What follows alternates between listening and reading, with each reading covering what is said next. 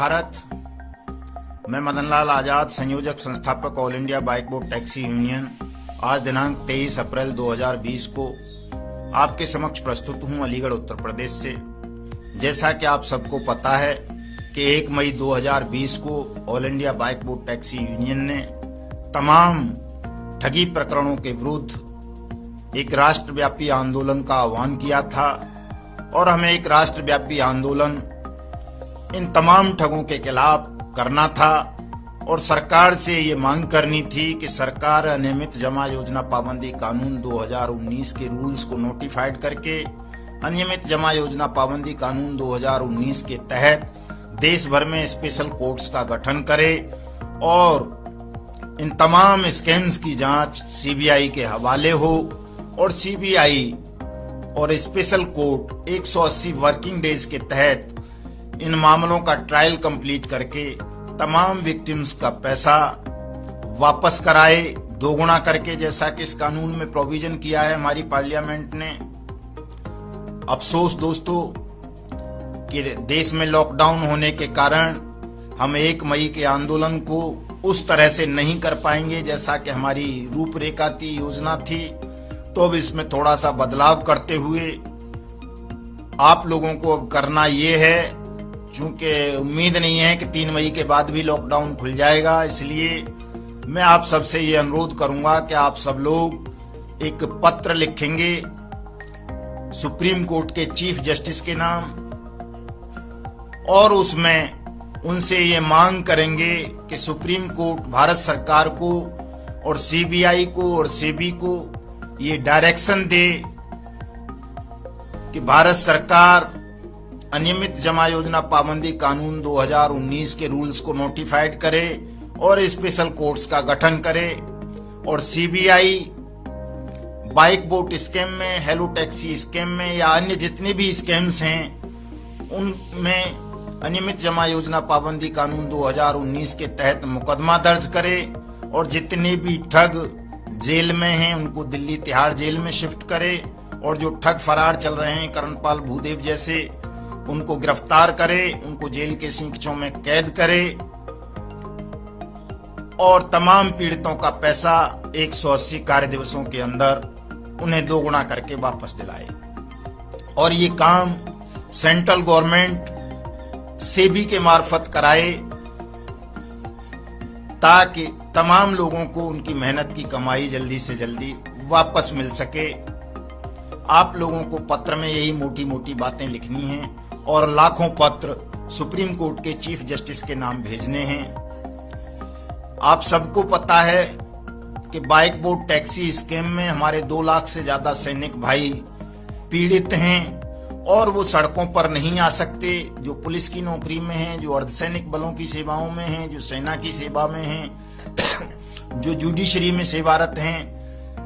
वो लोग ठगी का शिकार होने के बावजूद भी सड़कों पर आकर आंदोलन नहीं कर सकते, लेकिन वो लोग पत्र अवश्य लिख सकते हैं। वो सुप्रीम कोर्ट के मुख्य न्यायाधीश को पत्र लिखेंगे। सुप्रीम कोर्ट के मुख्य न्यायाधीश का पता नोट कर लें, मुख्य न्यायाधीश सुप्रीम कोर्ट,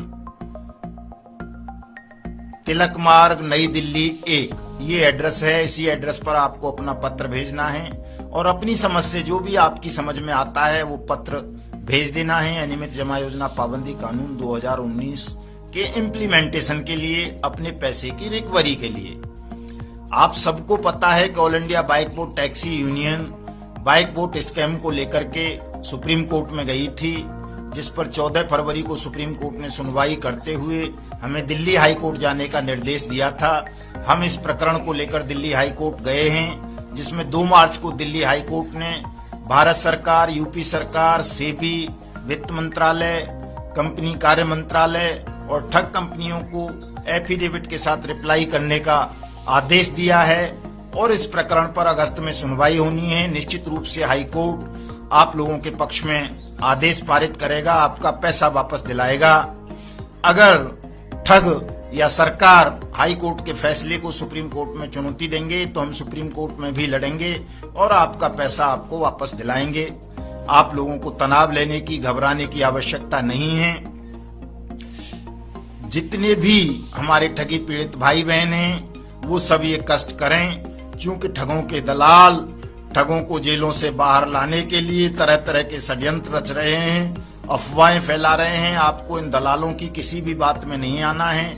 आप अच्छी तरह से इन दलालों के विषय में जानते हैं कि ये दलाल जनवरी 2019 से ही लगातार आप लोगों को गुमराह करते रहे हैं, कानूनी कार्रवाई करने से रोकते रहे हैं, बार बार सेटलमेंट का झांसा देते रहे हैं और ये सेटलमेंट के नाम पर केवल आपको मूर्ख बनाते रहे हैं और भाटी तिवारी गैंग से पैसा खाते रहे हैं। आपको इनकी हकीकत पता है, इसलिए इन दलालों के किसी भी बहकावे में नहीं आना है। कुछ दिन बाद आप देखेंगे इन दलालों में आपस में ही जूतों में दाल बटने लगेगी। इनका यही भविष्य है। गिद्ध और ठग किस्म के लोग कभी भी सत्य और न्याय के मार्ग पर चल नहीं पाते हैं। किसी लड़ाई को वो न्यायपूर्वक ढंग से लड़ नहीं पाते हैं। ठगों का और गिद्धों का और उनके दलालों का अंततः अंजाम बुरा ही होता है। ये सदियों से होता आ रहा है। इन दलालों का अंजाम भी बुरा ही होगा। ये दलाल चाहे जो कुछ कर लें, आपको इनके बहकावे में नहीं आना है। ये सेटलमेंट के नाम पर आपके साथ एक और बड़ा फर्जीवाड़ा करने जा रहे हैं। ये आपको कोई सेटलमेंट नहीं कराएंगे। इन्होंने कराना होता तो ये बहुत पहले सेटलमेंट करा चुके होते, चूंकि इनकी नीयत सेटलमेंट कराने की नहीं थी। आप लोगों की कानूनी कार्रवाई में बाधा बनने की थी, आप लोगों की कानूनी कार्रवाई को रोकनी थी और यही षड्यंत्र ये लगातार अब तक रचते आ रहे हैं। आप लोगों को इन ठगों से सावधान रहना है, इनके दलालों से सावधान रहना है। संजय भाटी और उसके जितने भी साथी 13-14 जो नोएडा की जेल में बंद हैं, हमें उन्हें किसी भी कीमत पर जेल से बाहर नहीं निकलने देना है। ये लोग लॉकडाउन का फायदा उठाकर जेल से बाहर आने का षड्यंत्र रच रहे हैं अपने ठगों दलालों के माध्यम से। आप सबको लगातार जागरूक रहना है, सक्रिय रहना है और साहस के साथ इन ठगों का मुकाबला करना है। जो ठगों के साथी करणपाल, भूदेव वगैरह 15-20 लोग और इनको संरक्षण देने वाले IPS, IAS अफसर, मिनिस्टर्स जो जेलों से अभी बाहर हैं, हमें उन तमाम लोगों को भी अभी गिरफ्तार करवाना है और उन्हें जेल के सींखचों में कैद करवाना है। और ये सब होगा आपकी एकता की शक्ति से, आपके साहस से, आपकी मेहनत से। दोस्तों, जैसे ही लॉकडाउन खुलेगा हम एक मजबूत जन आंदोलन देश भर में शुरू करेंगे और इन तमाम ठगों के साम्राज्य को नेस्तनाबूद कर देंगे। आप लोग निश्चिंत रहें, घबराएंगे नहीं, तनाव नहीं लेंगे किसी भी प्रकार का। हम इन ठगों को, इनके दलालों को किसी भी मूल्य पर बख्शेंगे नहीं, इनको दंडित करेंगे और आपकी मेहनत की कमाई जो इन लोगों ने छलबद्ध तरीके से हड़प ली है, ठग ली है, आपकी उस मेहनत की कमाई को आपको वापस दिलवाएंगे। हम कहीं से भी किसी भी तरह इन ठगों से, इनके दलालों से कमजोर नहीं हैं। भले ही इन दलालों को सरकार का संरक्षण प्राप्त हो, बेईमान ऑफिसरों का संरक्षण इन्हें प्राप्त हो, गुंडे माफियाओं का संरक्षण इन्हें प्राप्त हो, फिर भी हम न इनसे कभी डरे हैं, न डरेंगे और न झुकेंगे। और इनसे समझौते का तो अब सवाल ही नहीं उठता है, क्योंकि 1 सितंबर को ठगों का ये दलाल मेरे घर आया था समझौते की रूपरेखा लेकर के। इसने कहा था जी ई-बाइक दिला दो समझौते के रूप में। मैंने इसके उस प्रस्ताव को खारिज कर दिया था। ये तभी से मुझसे खुन्नस खाए हुए बैठा है और चूंकि इसके किसी भी षड्यंत्र को मैंने कभी सफल नहीं होने दिया है, भविष्य में भी नहीं होने दूंगा।